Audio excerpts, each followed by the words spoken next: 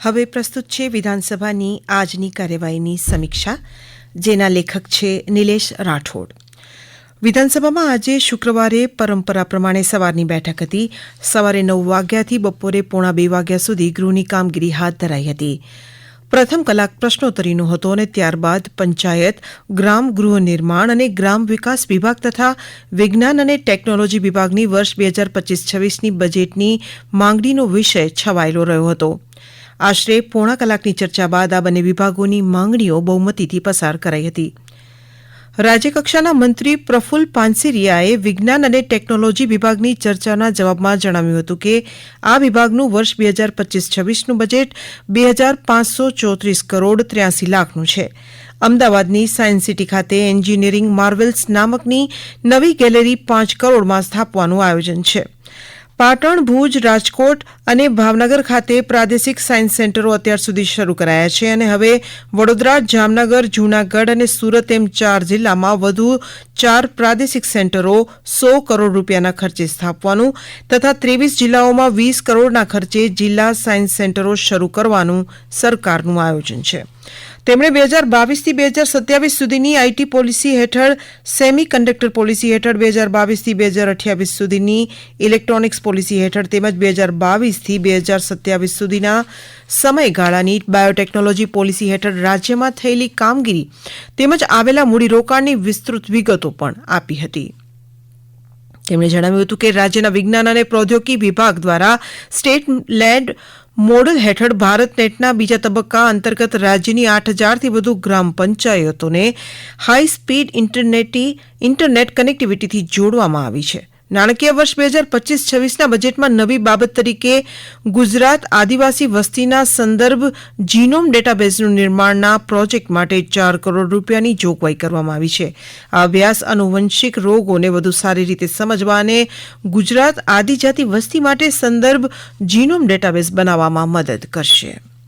વધુમાં આ પ્રોજેક્ટ ભવિષ્યમાં વ્યક્તિના આનુવંશિક મેકઅપ, સારવારની વ્યૂહરચના અને જનીન ઉપચારના આધારે સચોટ અને વિશ્વસનીય નિદાન માટે ઉપાયો તૈયાર કરવામાં મદદરૂપ થશે. નાણાકીય વર્ષ 2025-26ના બજેટ દરમિયાન ગુજરાત બાયોટેકનોલોજી રિસર્ચ સેન્ટર માટે 138 કરોડ 47 લાખ રૂપિયાની જોગવાઈ કરાઈ છે. ગ્રામ વિકાસ પ્રભાગના રાજ્યકક્ષાના મંત્રી કુંવરજી હળપતિએ મનરેગા યોજનામાં 2024-25 દરમિયાન રાજ્યમાં 8,43,000 પરિવારોના 12,13,000 શ્રમિકોને કુલ 386,72,000 માનવ દિનની રોજગારી અપાઈ હોવાનું જાહેર કરી ધારાસભ્ય ડોક્ટર તુષાર ચૌધરીએ આ યોજના વિશે લગાવેલા આરોપોનું ખંડન કર્યું હતું.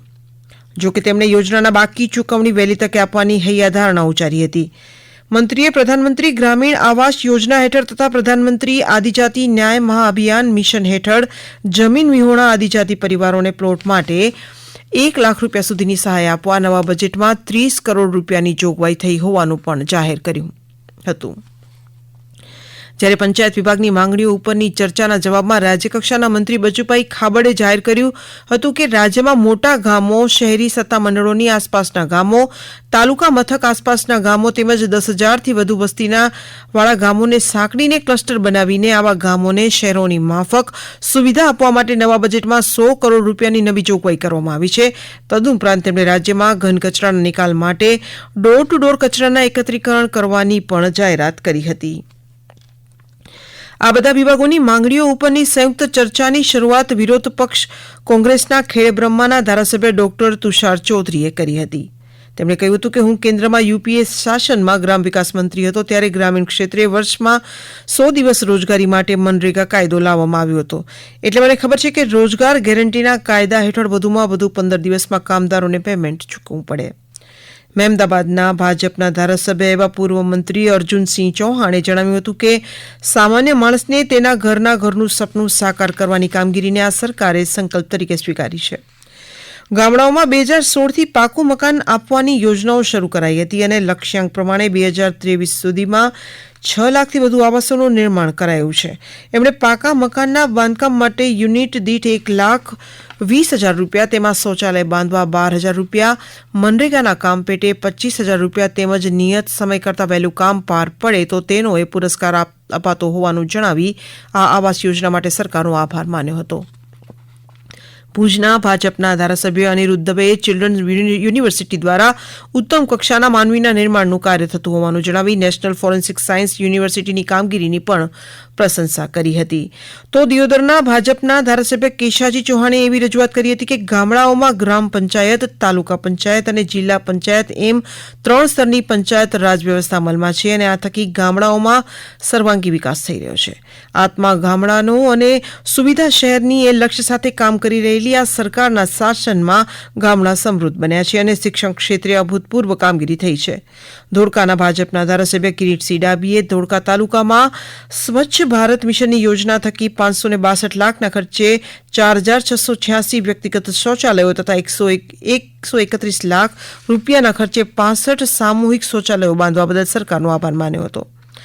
વડોદરાના ભાજપના ધારાસભ્ય ચૈતન્ય દેસાઈએ રાજ્ય સરકાર વતી ગુજરાત ઇન્ફોર્મેટિક્સ લિમિટેડ કંપનીની તથા ગુજરાત સ્ટેટ ડેટા સેન્ટરની કામગીરીની વિગતો આપી હતી. તો મહુવાના ભાજપના ધારાસભ્ય શિવાબાઈ ગોહિલે ગામડાઓમાં રોજગારી આપવામાં મહત્વની ભૂમિકા ભજવતી મનરેગા યોજનાની ખૂબ સરાહના કરતા આ યોજના આખા રાજ્યમાં અસરકારક રીતે અમલી બનાવવા સરકારને જણાવ્યું હતું.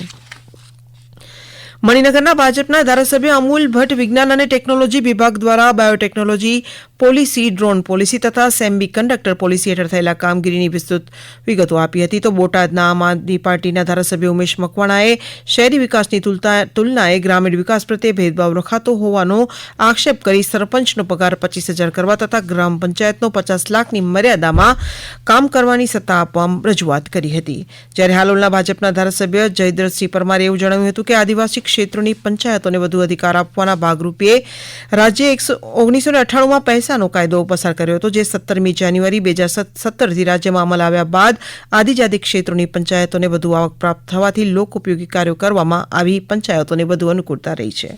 હમણાં જ આપ સાંભળી રહ્યા હતા વિધાનસભાની આજની કાર્યવાહીની સમીક્ષા, જેના લેખક હતા નિલેશ રાઠોડ. પ્રસારણ આકાશવાણીના અમદાવાદ વડોદરા કેન્દ્ર પરથી કરવામાં આવ્યું.